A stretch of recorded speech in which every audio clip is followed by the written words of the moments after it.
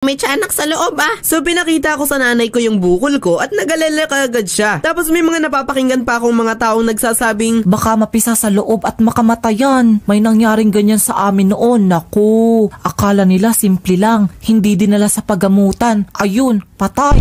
Naku, kung ako dyan, papagamot ko yan. Delikado yan. Kaya yung nanay ko mas nagalala palalo at nagpasya na siya nun na dalhin ako sa albularyo. So sinabi yun ng nanay ko sa tatay ko. Then sabi niya, nagkakaganyan din ako nung bata ako nun, pero di ko pinapansin. Gumagaling yan ang kusa, no? Wag nang dalhin. Napilitan din naman siyang dalhin ako sa albularyo kasi pinilit na siya ng nanay ko. Medyo malapit lang yun sa amin pero motor yung ginagamit papunta doon. Then pagdating namin doon, ang ginawa nung albularyo hinawakan niya ako sa kamay tapos parang nagko-concentrate siya. Tapos kumuha siya ng tape at ballpen tapos sinulatan niya yung tape. Hindi ko maintindihan yung sulat niya. Parang doktor. Siguro hindi siya nag-aral ng ABCD kaya hindi siya marunong magsulat. Nampangit ng sulat niya. Hindi ko maintindihan. Itinapal niya muna yun pansamantala sa kawayan na inuupuan namin tapos sinipan niya ako sa ulo. Then